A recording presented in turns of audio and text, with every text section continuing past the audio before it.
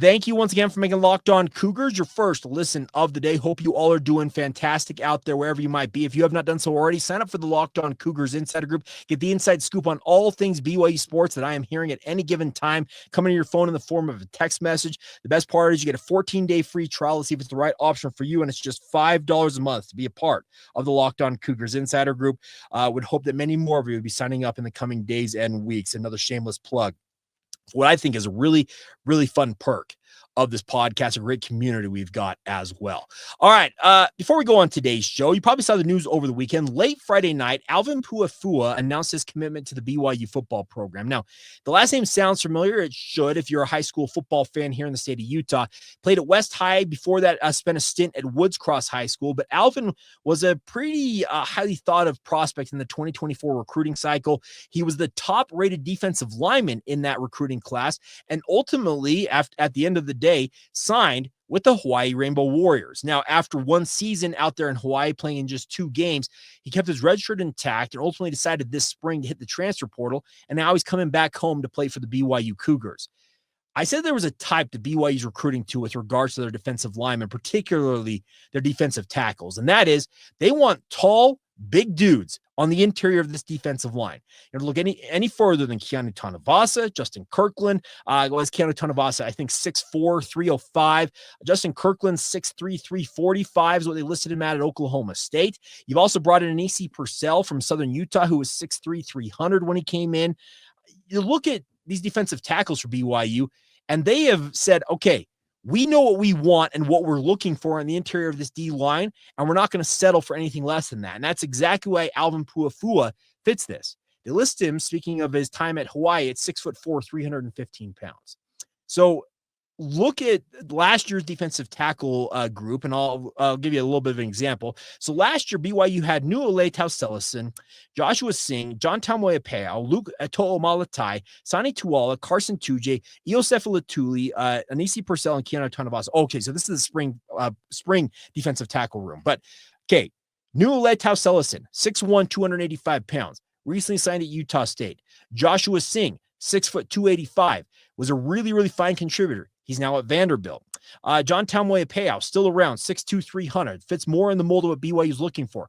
Luke To'omalatai, 6'2", 315. Okay, that fits more with what BYU is looking for. Sani Tuala, 6'5", 290. Okay, he fits. They're still there. Carson Tuje, 6'3", 280. He has hit the transfer portal. Iosefa Latuli, 6'5", 255. Still has time on his side. He's going to have to bulk up, obviously. He's got the height you want there. Anisi Purcell, as I said, 6'3", 300. Keanu Tanuvasa, 6'4", 300 pounds. BYU wants guys on the interior of their defensive line who got the length and height, but more importantly, the size to contend on the interior. They really, I think, overachieved with guys like John Nelson and Blake Mangelson a season ago. John Nelson, I think, was generously listed at 290. You have a guy like Blake Mangelson who was listed at 285. They more than held their own on the interior for BYU, but I think that they made a concerted effort this year. Speaking of guys like Sione Po'uha, Gary Anderson, obviously going up to Jay Hill and Kalani Sitake, is that they understand we need bigger guys on the interior of our defensive line to be that much more stout, particularly against the run. And they recruited to a specific type of defensive tackle they've wanted, and that's exactly what they got. I really like what Alvin Puefua brings to the table for BYU. Yes, I know he signed at Hawaii, but he's still got 4 years of eligibility on the table. He's not going to have to come in right away and contribute for BYU because right now, I think your starting defensive tackle tandem is easily Keanu Tanuvasa and Justin Kirkland. Then you have guys like a guy like John Tamoepeau, who was a really fantastic reserve defensive lineman a year ago. I think he factors in it as a backup for BYU. Then you also add Anisi Purcell, who was a really, really fine defensive lineman at the FCS level, now making the leap up. The nice part is Alvin Puefua is coming in and maybe looking at maybe being the third string defensive tackle for BYU and will be given the adequate time, to get up to speed, knowing BYU's defensive philosophy, the playbook, and the like, but also more importantly, working on his body and making sure that 6'4", 315 is exactly the way the BYU wants it. He's in shape and he's capable of contributing. BYU requires a lot of their defensive linemen. And John Nelson and Blake Mangelson last year, they did exactly. They were more technicians than they were just overpowering type defensive linemen. And that helped BYU. But I think BYU now understands, okay, that was good. we need to take it to the next level here. And that's why a guy like Keanu Tanuvasa and Justin Kirkland, who have got power four experience, like I said, have the requisite size at 6'4", 300 in the case of Tanuvasa, 6'3", 345, 330, whatever he is. Speaking of Kirkland, that's legit beef that BYU couldn't boast a year ago. And that's going to help them be that much better on the interior of this defensive line while giving a guy like Alvin Puefua time to really hone his craft. And maybe in a year's time, he emerges as a key backup for BYU and then down the line ends up being a starting caliber defensive lineman. I watched Alvin enough in high school to understand that, yes, he's got really, really good size, but he's also got a really, really fine motor as well. I call a bunch of high school football games. Many of you know that. I watch more high school film than even that. And I watch a lot of huddle highlights of guys. And Alvin was a guy that, quite frankly, I was surprised actually escaped the clutches of anybody here locally in the state of Utah, including Utah State and Utah, and ultimately went to Hawaii. Maybe he wanted to take a Hawaiian vacation for a year. I don't know that part of the story. Maybe the Puefua family could fill me in on that. But I like the fact that BYU knows what they're looking for now on their defensive line, and they're recruiting to it. Is it ultimately going to come together right away that you're going to find studs every single recruiting class? No. I think that they understand that bringing guys via the transfer portal, because that's what Kirkland, Tanuvasa, in this case Puefua, as well as Purcell, all of them are transfer portal guys. But I think that they're trying to give themselves a little bit of a lead in terms of, okay, we got these guys in here now. Now we've got 1, maybe 2 years to get out there on the recruiting trail and find the same type of guys and bring them from the high school ranks and help them become kind of that next generation of these defensive tackles. The other part is you got to be able to prove that you have success on defense. BYU's defense, ultra successful a year ago. Top 40 in the country, really more than held their own with Jay Hill's scheme finally kind of taking hold with this unit.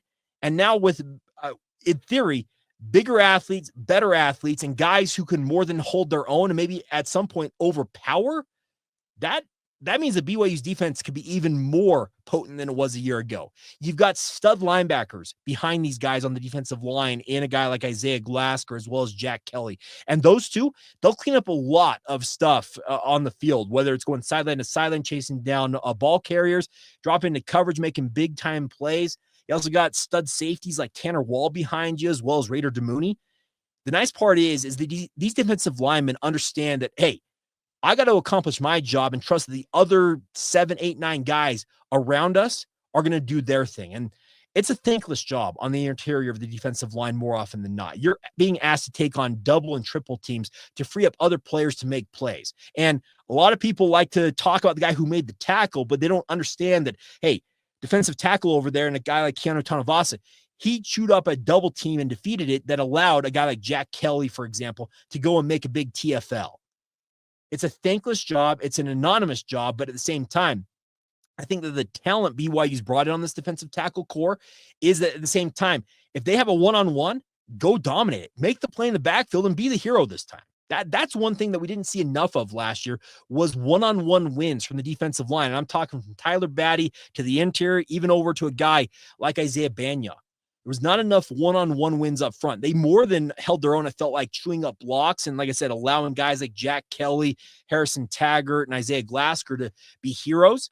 But I'd like to see the defensive line be the heroes themselves a little bit more this year. And that's the hope, is that these defensive tackles in particular, and obviously the defensive ends outside of them, they'll be able to have more one-on-one opportunities, and they'll win those more often. And yeah, maybe make a big tackle for loss, bat a ball down, get a big sack, strip the ball out and recover it. Those are the havoc plays that BYU used so well last year. They picked the ball off a lot a year ago, but they didn't sack anybody, it felt like. Now, if you can combine those two where you're still picking off teams at a pretty high clip, but at the same time, creating havoc in the backfield where quarterbacks simply don't feel comfortable and you're stripping the ball out every so often or making a big sack, that makes you that much more dangerous. And that obviously would make BYU maybe a top 25 caliber defense. And if that's the case, that means this is a BYU team that's going to be a force to be reckoned with all year long, even with the question marks surrounding their quarterback position. So I really like the way BYU's executed things. Looking forward to seeing Alvin Puefua as part of the BYU defensive tackle contingent. And I really do think that BYU executed this very, very well and did some really, really fine work in finding the right guys they feel like to come in and make a difference for this BYU defense.